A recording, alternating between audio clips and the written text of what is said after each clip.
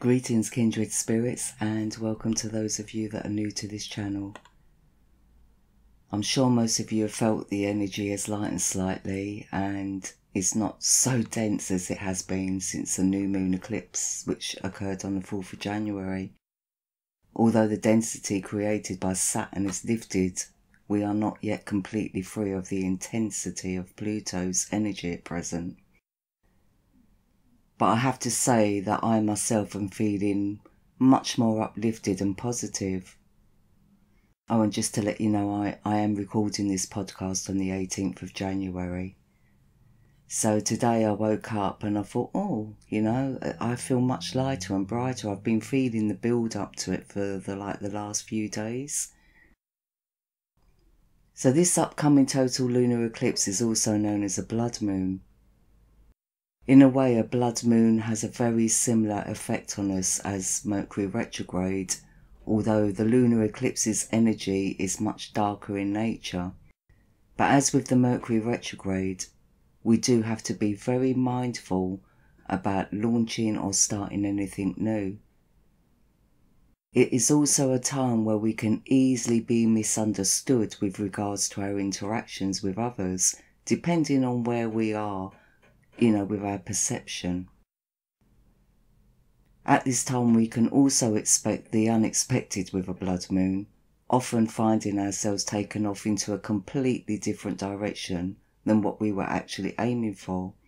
So because of all these factors, and because of the potential blind spots that the blood moon creates, I think we are better off staying in a place of surrender at present, allowing this cycle to reach its completion. We are kind of like in a twilight zone now, coming out of the darkness but not fully emerged into the light. This is actually the last total lunar eclipse until 2021. I had to laugh when Earth Sky, a group of astronomers that I kind of go to for astronomical information, and they made a statement, sadly this will be the last total lunar eclipse until July 2021. I was like, sadly? I'm bloody relieved. Oh, please do excuse my language. Anyway, I feel that this blood moon will be more significant because of the strong energy that Pluto is giving off. So any feelings of unease or feelings of insecurity about the future is likely to continue off and on for a little while longer, especially since Pluto is in opposition to the blood moon and also sits at the top of the kite, which is a grand aspect, and is in conjunction as well to Mercury and the South Node. And together this creates very unstable energy. We also have to be very careful at this time not to act impulsively or make rash decisions about our lives if we can help it, because the winds are too changeable and chaotic to stay on a single track. And if you do find yourself in a position of having to make quick decisions, then at least give yourself the time to know all the facts first. The energy coming in is very feminine and very strong. So it really is about further spiritual growth or a further releasing of the old. The vibes can be eerily disturbing at times, and dark emotions are likely to surface for some, whilst for others who are willing to sit in the stillness and the silence can reach great levels of spiritual understanding, and further spiritual information will come in that is relevant to their path. The spirit realms are very close to us at this time. So back to the full moon, which will reach its peak in Cancer on the 21st of January at 5:16 AM in the GMT time zone, and at 00:16 AM, 12:16 AM in the EDT time zone. Of course, in the east, the full moon will reach its peak on the 20th of January, and actually that is the day where the lunar eclipse will take place. So the lunar eclipse will take place before the full moon actually reaches its peak. The moon in Cancer is taking place in her own sign. So Cancer is her own sign and is conjunct the North Node, which is just next door in Gemini in the true lifetime sky. Now this can be quite a favourable conjunction normally, but because our moon and the North Node are in opposition to Pluto, Mercury and the South Node, which are all in Sagittarius, and to the Sun, who has just moved into Capricorn, that a further bout of deep and intense emotions are likely to surface for many, especially since this blood moon is a continuation and the completion to the cycle of the new moon partial solar eclipse. Oh, and by the way, happy birthday to all my Capricorn brothers and sisters out there. This is your month. The moon in Cancer can give off an energy that has quite a smothering effect. So some could be feeling stifled or overwhelmed by their situations, especially those that have been holding on tightly to situations due to feelings of obligation or holding on to high expectations. There may be an urge to break bonds with obligations or enforce our will or opinions onto others. The moon in Cancer can be very demanding but also very nurturing, and I am using the word very. But again, I feel that the way some of us communicate will need to change. I also feel that self-responsibility will be the theme this full moon, where some may need to take responsibility for their own lives, decisions and self-care. Uranus re-enters into Aries on the 20th of January too. You know, Uranus first entered into Aries in late April 2018 in the true lifetime sky. And around that time, I noticed that everyone started to feel the buzz of newness and forward movement. But Uranus only reached 3 degrees in Aries when he started his retrograde mode on the 7th of August, just as the Lionsgate portal was opening. And it was after this point that the feeling of newness and forward movement in our material physical world turned inwards for the self-reflections, inner healings, realizations and ascensions to take place. And that happens both personally and collectively and globally. I'm sure most of us are not the same person that we was back in 2018 before the Lionsgate portal. You know, I've seen so much growth and awareness taking place since then. And I've also seen a lot more healers and diviners taking up their path, and it's been truly inspiring. Uranus turned direct around the 5th of January this year and will reach 0 degrees in Aries on the 20th of January, which is also the day of the full moon lunar eclipse, which means there is likely to be a sudden shift of energy just before the full moon reaches its peak. You know, this will be a good kick to get our juices flowing, and I think we're already feeling that, but it's obviously going to keep building. You know, especially for those of us that have become stuck in feelings of stagnation, depression or boredom. You know, but again, we must stay as grounded and as focused as possible, because this will just be a taster of what will occur when Mars reaches an exact conjunction with Uranus at 0 degrees in Aries on the 13th of February. Yeah, it's around about the 12th or the 13th, but we're going to feel its effects way before then. Because the conjunction will be exact, the build-up to that event will be very intense, with some unexpected twists and turns along the way, both on a personal and collective level. This conjunction represents sudden and abrupt shifts, both consciously and globally. Uranus in Aries can be quite blunt and outspoken, so if we have not been speaking up for ourselves, then we may finally find ourselves suddenly out of the blue just saying it as it is.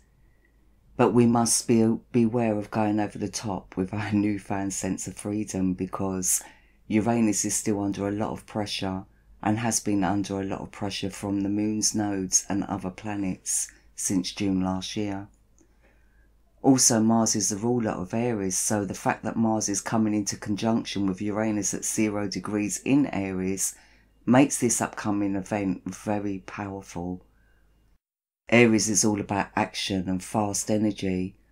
Aries is military, where Uranus is all about higher consciousness, abrupt endings and sudden realizations. So we could be quite surprised or even shocked at what may occur. At 0 degrees it's likely to be deep, but also very meaningful.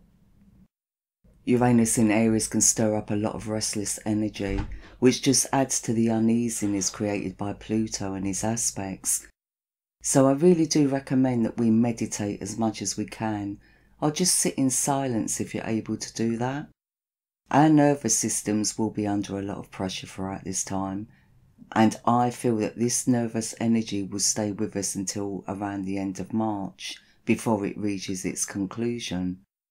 I am referring to the shape-shifting T-square that has been ongoing since June 2018, and as there was quite an influence throughout the portals, eclipses and Stargate activations of 2018. You know, this is not a time to jump on bandwagons or make impulsive decisions regarding the most important aspects of our lives, because the planetary energies are creating a lot of disruption and change on a collective and global level. So we must be patient and keep focused on our long-range goals and not seek instant gratification. You know, we've got to keep it real and allow the time for any further growth or integration that might be needed at this time. The moon in Cancer, in opposition to Pluto, Mercury in the south node, sit on top of the ongoing kite formation, and does emphasise that things are still not stable at this time. The kite formation acts like a universal roller coaster, and we can enjoy the ride as long as we stay buckled up for safety. You know, the energies are not clear, and although the planets are all in forward motion, doesn't mean that we are out of the woods yet, but it does mean that things are finally beginning to shift. But there is still a little way to go before we can get off the ride and take our own first steps forward with the balance and the clarity that is needed. I wouldn't recommend taking any financial risks at this time, but the energies from the planets do suggest an air of materialism for some. Even financial losses could occur, or a miscalculation of sorts. So I recommend that we spend our time enjoying the simple pleasures of life.